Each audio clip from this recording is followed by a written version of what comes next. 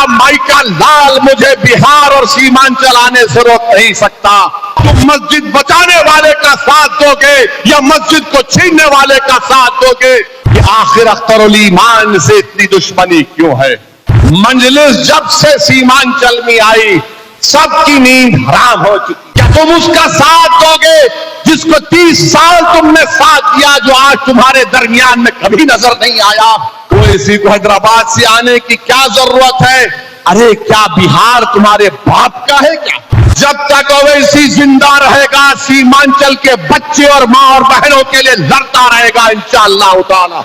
अख्तरुल ईमान ने कहा कारण यह है कि निकम्मा है, ऐसा कानून बनाए हैं जिससे मस्जिदों को छीना जाएगा, जिसमें मुजरिम नीतीश कुमार भी है और नरेंद्र मोदी भी है। देंगे वक्फ कानून के खिलाफ वोट? क्या आप उसका साथ दोगे जो तुमको घुसपैठी कहकर हमारे इत्तेहाद को पारा पारा करना चाहता है?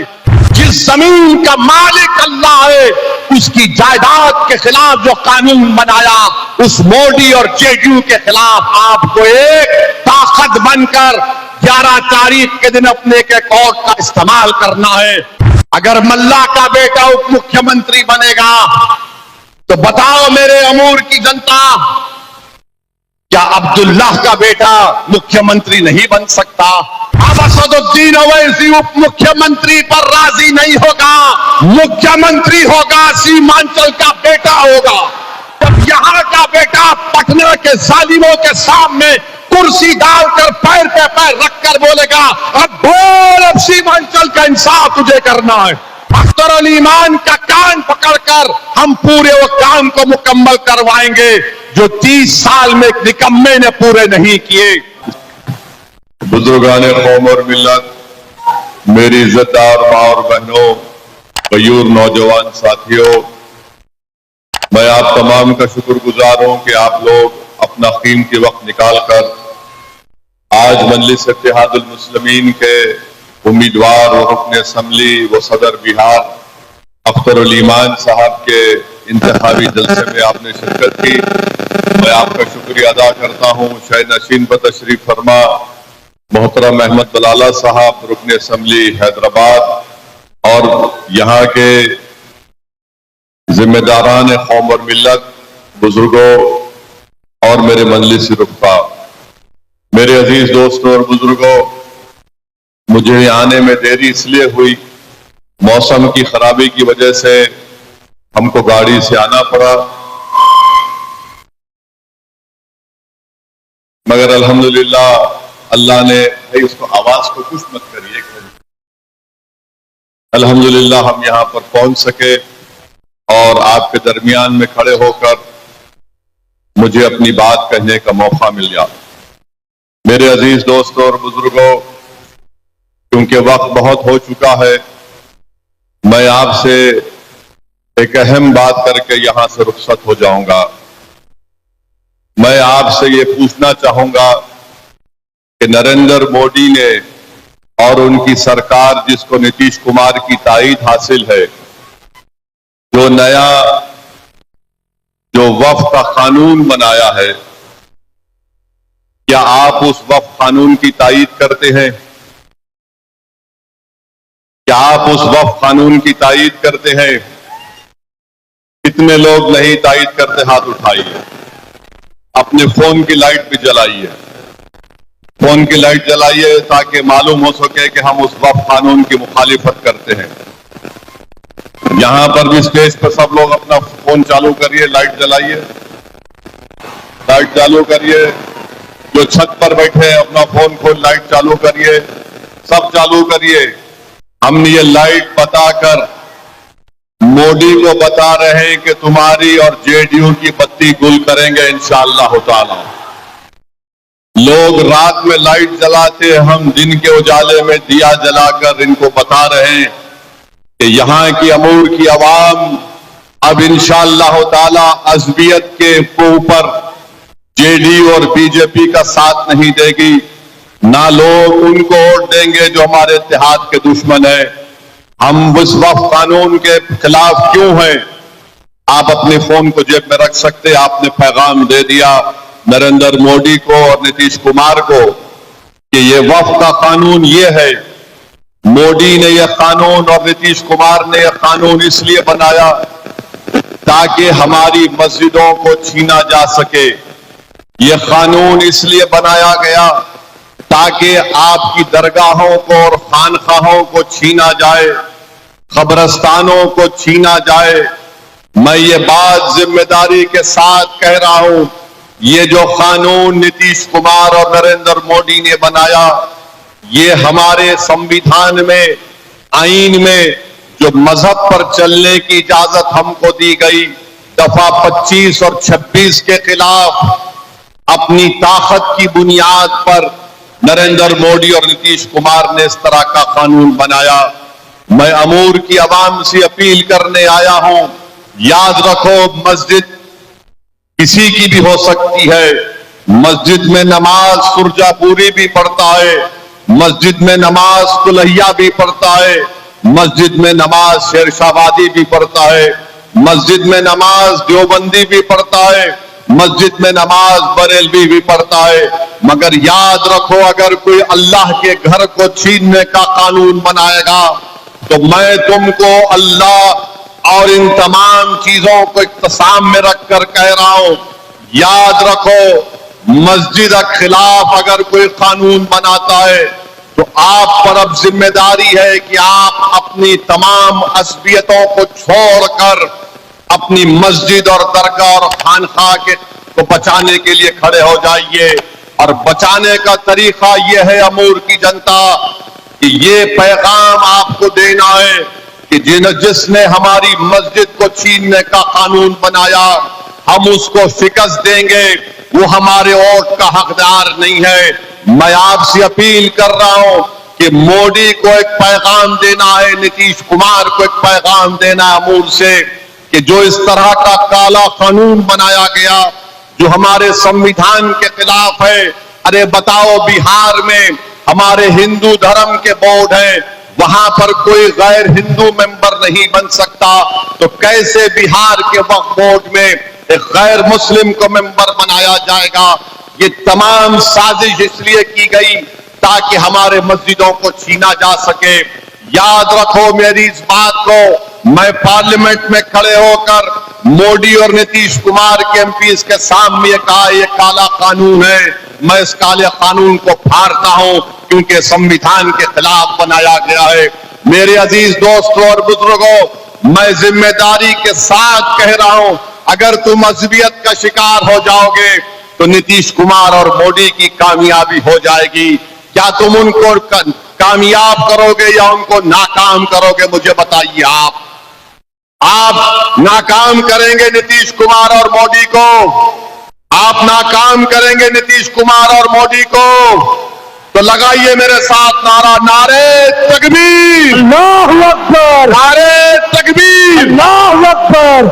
असबियत का शिकार मत होइए। याद रखिए, ये चुनाव इस बात को तय करेगा कि जो लोग ऐसा कानून बनाए हैं जिससे मस्जिदों को छीना जाएगा, जिसमें मुजरिम नीतीश कुमार भी है और नरेंद्र मोदी भी है। याद रखो, अपने इत्तेहाद को पारा पारा होने मत दो। इत्तेहाद अगर कमजोर होगा तो इनकी हिम्मतें और हौसले बढ़ जाएंगे। ये संविधान के खिलाफ एक वक्फ के कानून को बनाकर हमारी मजहबी तशक्कुस को और हमारी मजहबी शनाख्त को छीनने की कोशिशें की जा रही है। जो पार्टी आज नीतीश कुमार का निशान लेकर आ रही है, मैं उनसे पूछ रहा हूं, तुम मेरे एक सवाल का जवाब दो, क्या तुम इस वक्फ कानून की ताईद में वोट हासिल करने आए हो? क्या मैं आज सीमांचल और अमूर में खड़े होकर बेबाकी के साथ कह रहा हूं कि मैं अमूर की जनता से कह रहा हूं कि वक्फ के कानून के खिलाफ तुमको वोट देना पड़ेगा। ये मामला करोल ईमान का नहीं है, ये मामला वक्फ की जायदादों को बचाने का है, ये मामला हमारी मजहबी शनाख्त को बचाने का है, ये मामला हमारी मस्जिदों को बचाने का है। बताओ, तुम मस्जिद बचाने वाले का साथ दोगे या मस्जिद को छीनने वाले का साथ दोगे? 11 तारीख को तुमको पैगाम देना पड़ेगा। अब अपने इत्तेहाद का पैगाम देना पड़ेगा। अरे जो लोग आज मंजलिस पर उंगली उठा रहे, मैं उस वक्फ कमेटी का मेंबर था, 6 महीने मैं उस कमेटी में लड़ता रहा। उस 45 तरमीमात के खिलाफ मैंने 128 पेजेस की रिपोर्ट पेश की। अरे आज मुझ पर उंगली उठाने वालों, पढ़ो उस रिपोर्ट को। असदुद्दीन ओवैसी को मालूम हो जाएगा कि मैंने कानून को सामने रखकर यह बताया कि तमाम तरमीमात का मकसद एक ही है कि उस पर कब्जा हासिल कर लिया जाए। बताओ, अगर तुम्हारे घर पर कोई कब्जा करता है, क्या 12 साल के बाद वो मालिक बन जाता है? अगर कोई आपके घर पे कब्जा करता है, जमीन पर कब्जा करता है, तो क्या 12 साल के बाद वो मालिक बनता है? मोदी ने यह काम किया कि अगर कोई वक्फ की जायदाद पर 12 साल कब्जा करेगा तो वो मालिक बन जाएगा। बताओ अमूर की जनता, वक्फ की जायदाद का मालिक मोदी है या अल्लाह है? इसका फैसला आपको करना पड़ेगा। बताओ वक्फ की जायदाद का मालिक कौन है? आज ये कानून बनाया गया कि जो 12 साल उस पर कब्जा काबिज रहेगा वो वक्फ का मालिक बन जाएगा। ये कानून नीतीश कुमार ने और मोदी ने बनाया। अमूर की जनता, ये इलेक्शन इस बात का सबूत तुमको पेश करना पड़ेगा कि जो हमारे खिलाफ इस तरह का आईन के खिलाफ, संविधान के खिलाफ कानून बनाएगा, हम उसको कबूल नहीं करेंगे, उसको अपने वोट के जरिए मुस्तरद करेंगे। क्या आप चाहेंगे कि आपकी दरगाहों को छीन लिया जाए? क्या आप चाहेंगे कि आपके खानकाहों को छीन लिया जाए? क्या आप चाहेंगे कि मिलादुन नबी पर जो हरा झंडा लगाया जाता है उसको तो रोक दिया जाए? ये फैसला आपको करना है मेरे अजीज दोस्तों और बुजुर्गों। और जहां जहां बीजेपी हुकूमत में है, बीजेपी ने वहां पर यूनिफॉर्म सिविल कोड का कानून बनाया, उत्तराखंड में बनाया, और उत्तराखंड में कानून बनाकर यह कह दिया कि निकाह उस वक्त तक नहीं हो सकता जब तक कि हुकूमत परमिशन नहीं देगी। अरे बताओ, निकाह तो 2 खानदानों के दरमियान में होता है, गवाह मौजूद होते हैं। मोदी ने उत्तराखंड में इस तरह का कानून बना दिया। याद रखो, मैं तूफान आने से पहले आपको बाखबर कर रहा हूं। मेरे मुखालिफिन कहेंगे कि ओवैसी जज्बाती तकरीर करता है। अरे ओवैसी सच्चाई को भी बयान कर रहा है तुम्हारे सामने। आपको सबूत देना पड़ेगा कि हम ऐसी ताकतों को शिकस्त देंगे जो हमको बांटकर हमारे कब्रस्तानों को, मस्जिदों को, दरगाहों को, खानकाहों को वीरान करना चाहते हैं। तमूर की जनता एक शीशा पिला हुई दीवार की तरह तुमको खड़े होकर इन तमाम ताकतों का जवाब देना है जो हमारी मजहबी तशक्कुस को छीनना चाहती है। और एक काला कानून उन्होंने बना दिया। मेरे अजीज दोस्तों और बुजुर्गों, ये अहम वक्त है। आज अगर आप जरा सा भी कोताही खुदा ना खास्ता हो जाएगी तो फिर आने वाले वक्त में हम सिर्फ आंख में आंसू लाकर रोते रहेंगे। अगर 11 तारीख के दिन अमूर की जनता ये तय कर ले कि वक्फ के कानून के खिलाफ वोट देना है, देंगे वक्फ कानून के खिलाफ, देंगे वक्फ कानून के खिलाफ वोट। किसको देंगे वोट? कहीं नीतीश कुमार, जेडीयू और वो जो पुरानी पार्टी, उसको तो नहीं देंगे ना। याद रखो, ये बार बार मैं आपको बता रहा हूं, यही नीतीश कुमार है, यही मोदी है। आज बताओ, अमूर में कोई घुसपैठी है? बोलो, अमूर में कोई घुसपैठी है? तो क्या नीतीश कुमार और मोदी नहीं कह रहे कि आकर सीमांचल और अमूर में घुसपैठी है? तुम हमको जलील और रुस्वा करना चाहते हो। सीमांचल और अमूर की सरजमीन पर बसने वाले गयूर लोग हैं। अगर गरीब है मगर गयूर है, गरीब है मगर वो अपनी इज्जत का सौदा करने के लिए तैयार नहीं है।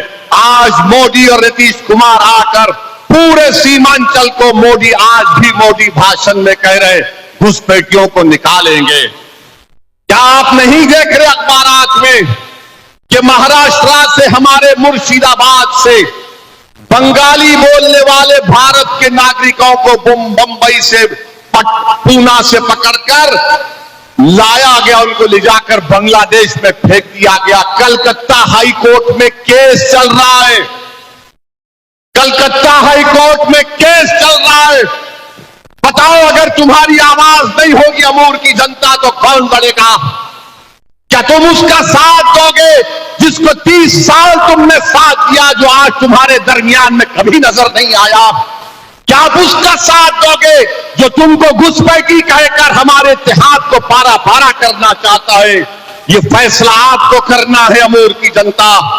मैं आपसे वादा कर रहा हूं, मैंने पहले भी कहा और आज भी कह रहा हूं, जब तक ओवैसी जिंदा रहेगा, सीमांचल के बच्चे और मां और बहनों के लिए लड़ता रहेगा इंशाअल्लाह ताला।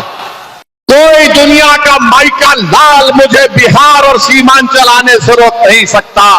अरे मेरे मुखालिफिन जो कहते कह दो, मुझे कोई चीज का फर्क नहीं पड़ता, मगर एक बात तुमको जानना पड़ेगा कि आखिर अख्तरुल ईमान से इतनी दुश्मनी क्यों है? आखिर अख्तरुल ईमान से दुश्मनी क्यों है? दुश्मनी इसलिए है कि ये असेंबली में बहुत बोलता है। ये किसको कामयाब करना चाहती है? उनको कामयाब करना चाहती है जिनके आका उनको हुक्म देंगे कि खामोश, तो वो खामोश हो जाएंगे। मेरे भाई, आपको एक लड़ने वाले की जरूरत है, बोलने वाले की जरूरत है।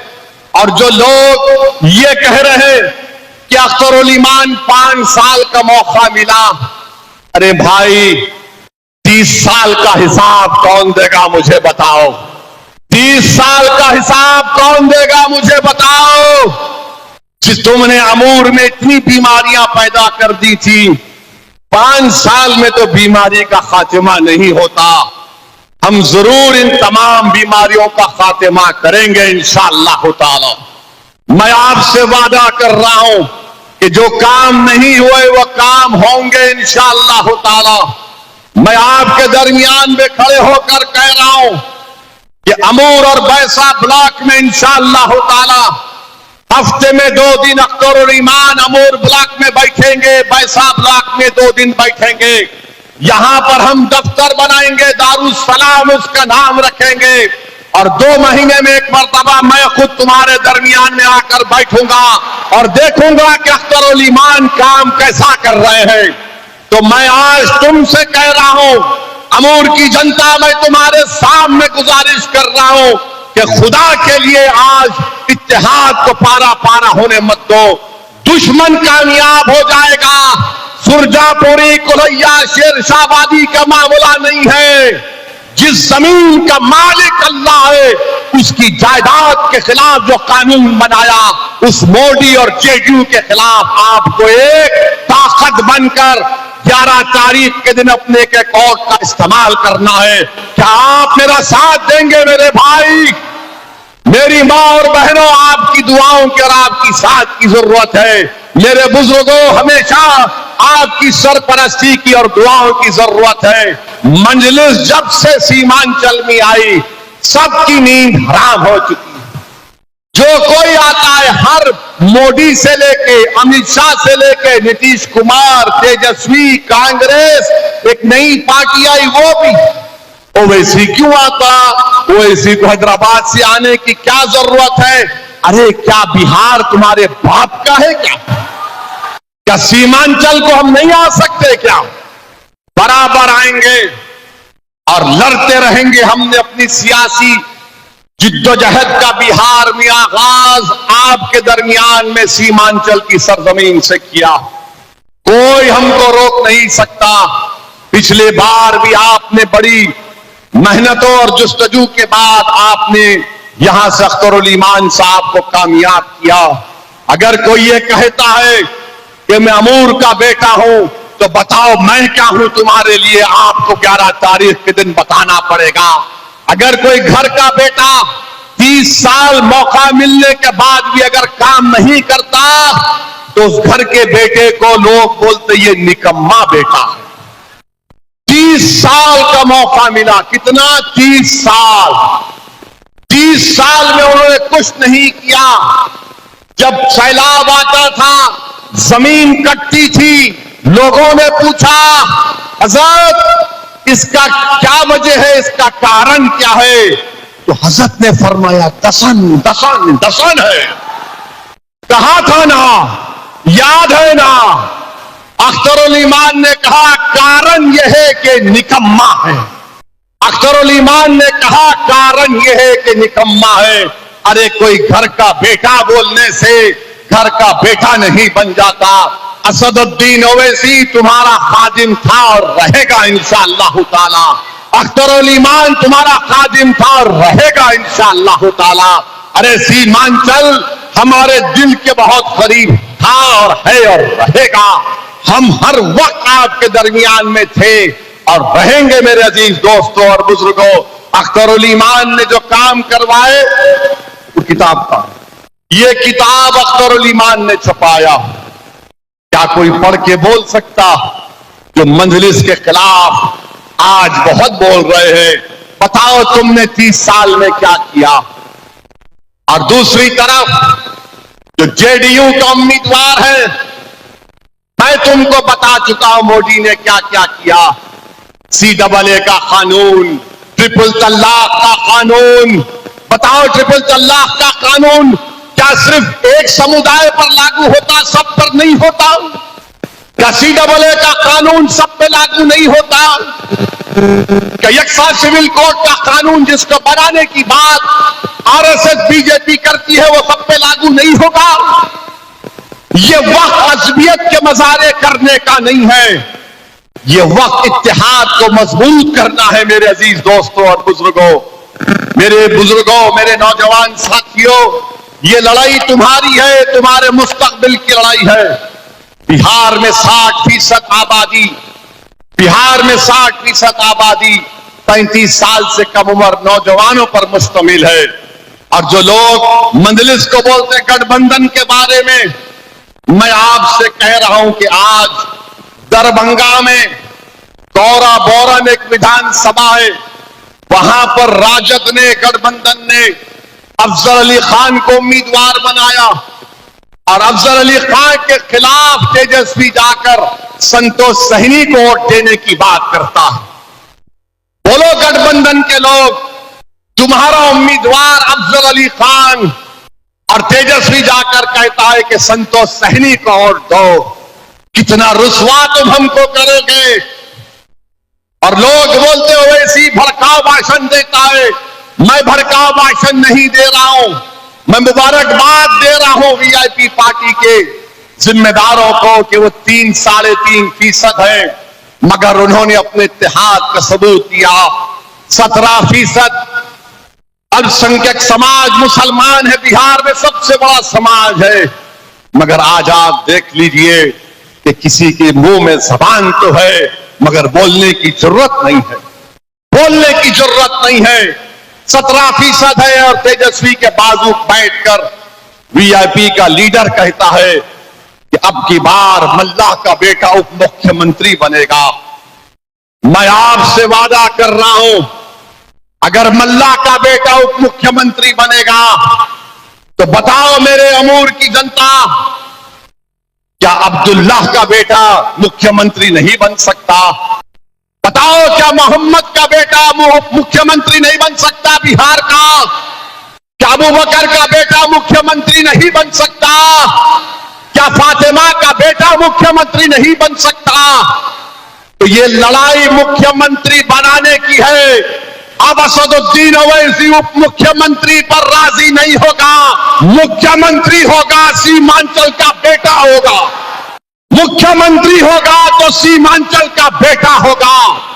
और सीमांचल से इंसाफ उसी वक्त होगा जब यहां का बेटा पटना के जालिमों के सामने कुर्सी डालकर पैर पे पैर रखकर बोलेगा, अब बोल, अब सीमांचल का इंसाफ तुझे करना है।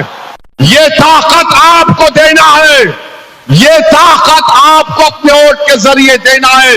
देंगे ताकत आप, वोट पड़ेगा, सीमांचल के नाम पर वोट देना है। इसीलिए आज आप देखते हैं कि बौखलाहट का शिकार होकर एक तरफ से मोदी और नीतीश कुमार, दूसरी तरफ से वो 30 साल के निकम्मे साहब, दोनों मिलकर अख्तर ईमान के खिलाफ दो महाजों पर लड़ रहे। मैं एक तरफ कहूंगा, फिर से कह रहा हूं, मेरे भाई, अज़बियत का वक्त नहीं है, इत्तेहाद का वक्त है। याद रखो, तुम्हारी शनाख्त सुरजापुरी भी है, तुम्हारी शनाख्त तुलैया भी है, तुम्हारी शनाख्त शेरशाहबाजी भी है। बराबर उस पर कायम रहो और फख्र से कहो। मगर याद रखो, जिंदगी में कैसे लम्हे भी आते जहां पर हमको ये बताना पड़ेगा।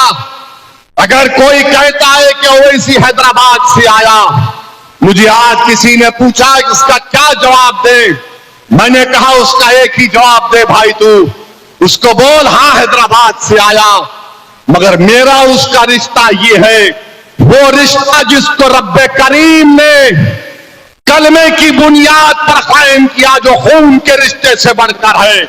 मैं तुमको उसका वास्ता दे रहा हूं मेरे भाई, मैं तुमको उसका वास्ता दे रहा हूं मेरी मां और बहनों। मैं तुम्हारा रिश्तेदार नहीं हूं, मगर मैं वो शख्स जरूर हूं अपने गुनाहों के बावजूद भी, कि अगर तुमको कोई तकलीफ पहुंचती है तो यकीनन मेरे आंख में आंसू आते हैं, यकीनन मेरे दिमाग में तकलीफ होती है। और मैं आज उसी तकलीफ को दूर करने के लिए मजलिस इत्तेहादुल मुस्लिमीन आपके दरमियान में आई। मेरे अजीज दोस्तों और बुजुर्गों, अपने इत्तेहाद को मजबूत करिए, डरने और घबराने की जरूरत नहीं है। मैं आपसे वादा कर रहा हूं, जितने काम इस विधानसभा में अभी होना बाकी है वो मेरी जिम्मेदारी है, वो मेरी जिम्मेदारी है। अगर वो काम नहीं होंगे तो 5 साल के बाद असदुद्दीन ओवैसी इस विधानसभा को तुम्हारे दरमियान में नहीं आएगा। मैं काम कराऊंगा इंशाअल्लाह ताला।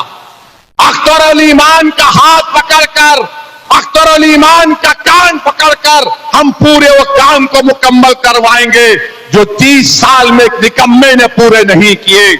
और याद रखो, आप याद रखो, जो जेडीयू का उम्मीदवार है वो मोदी का चेहरा है, जो जेडीयू का उम्मीदवार है वो मोदी का एजेंट है, जिसने हमारे वफ्द के खिलाफ कानून बनाया। तो मेरे अजीज दोस्तों और बुजुर्गों, 800 करोड़ के काम अख्तर अल ईमान इस किताब में बता रहे हैं कि 5 साल में हुए। इंशाअल्लाह ताला आपका साथ रहा तो इंशाअल्लाह 5 साल में उससे ज्यादा काम कराएंगे। अगर सरकार नहीं कराएगी तो फिर क्या होगा, वो सरकार की जिम्मेदारी होगी। बहरहाल मेरे अमूर की जनता, आज आप यहां पर आए, आपका बहुत बहुत शुक्रिया। तो क्या आप 11 तारीख के दिन मोहम्मद के बेटे को मुख्यमंत्री बनाएंगे? क्या आप अब्दुल्ला के बेटे को मुख्यमंत्री बनाएंगे? क्या आप फातिमा के बेटे को मुख्यमंत्री बनाएंगे? याद रखो, ये उस दिन आपको अपने इत्तेहाद को दिखाना है। इत्तेहाद बताएंगे ना आप मुत्तहिद रहेंगे ना इंशाअल्लाह ताला, तो हमारे साथ आंख उठाकर कहिए, सीमांचल जिंदाबाद, सीमांचल जिंदाबाद, सीमांचल जिंदाबाद, वतन छाप जिंदाबाद, नारे तकबीर, नारे तकबीर। अल्लाह सलामत रखे आपको। अस्सलाम वालेकुम व रहमतुल्लाहि व बरकातहू।